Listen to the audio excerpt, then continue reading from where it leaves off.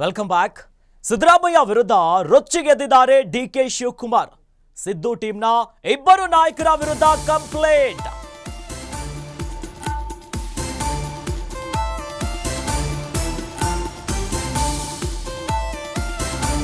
ಇಬ್ಬರು ಮಂತ್ರಿಗಳ ವಿರುದ್ಧ ಬೆಂಕಿ ಉಗುಳಿದ್ದಾರೆ ಡಿಕೆ. ಇಬ್ಬರು ಸಿದ್ದು ಶಿಷ್ಯರನ್ನೇ ಬಂಡೆಯ ಬಿಗ್ ಟಾರ್ಗೆಟ್. ಸಿದ್ದರಾಮಯ್ಯ ಟೀಮ್ ವಿರುದ್ಧ ಡಿಕೆಶಿ ಚಾರ್ಜ್ ಶೀಟ್. ಹಾಗಾದ್ರೆ ಸಿದ್ದು ಟೀಮ್ ವಿರುದ್ಧ ಡಿಕೆ ಕೊಟ್ಟಿರೋ ದೂರಾದ್ರೂ ಏನು?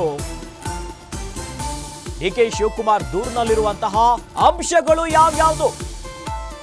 ಸಿದ್ದರಾಮಯ್ಯ ವಿರುದ್ಧ ರೊಚ್ಚಿಗೆದ್ದು ಬಿಟ್ಟಿದ್ದಾರೆ ಡಿಸಿಎಂ ಡಿಕೆ ಶಿವಕುಮಾರ್ ಅವರು. ಅದರಲ್ಲೂ ಕೂಡ ಸಿದ್ದರಾಮಯ್ಯನವರ ಟೀಮ್ನಲ್ಲಿ ಅವರ ಆಪ್ತ ವಲಯದಲ್ಲಿ ಗುರುತಿಸಿಕೊಂಡಿರುವಂತಹ ಇಬ್ಬರು ನಾಯಕರನ್ನ, ಮಿನಿಸ್ಟರ್ಗಳನ್ನ ಬಿಗ್ ಟಾರ್ಗೆಟ್ ಮಾಡಿದ್ದಾರೆ.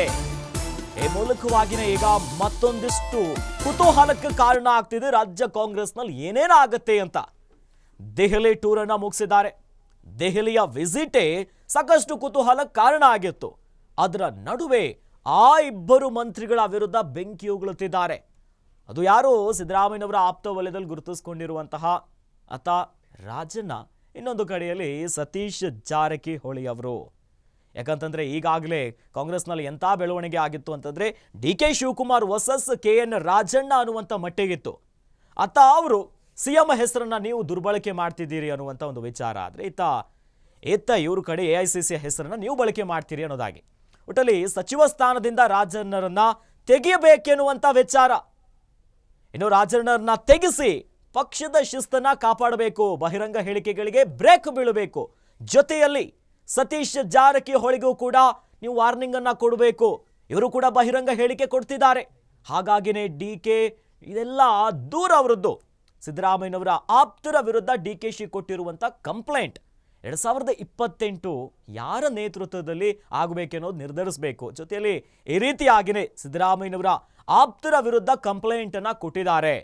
ಅಂದರೆ ರಾಜಣ್ಣ ಅವರನ್ನ ಸಚಿವ ಸ್ಥಾನದಿಂದ ತೆಗಿಬೇಕು, ಅವರನ್ನ ತೆಗೆಸಿ ಪಕ್ಷದ ಶಿಸ್ತನ್ನು ನೀವು ಕಾಪಾಡಬೇಕು, ಬಹಿರಂಗ ಹೇಳಿಕೆ ಕೊಡ್ತಿದ್ದಾರೆ. ಇದರಿಂದ ಪಕ್ಷಕ್ಕೆ ಡ್ಯಾಮೇಜ್ ಆಗ್ತಿದೆ. ಇನ್ನು ಕಾಂಗ್ರೆಸ್ನಲ್ಲಿ ಇನ್ನೂ ಮುಗಿದಿಲ್ಲ.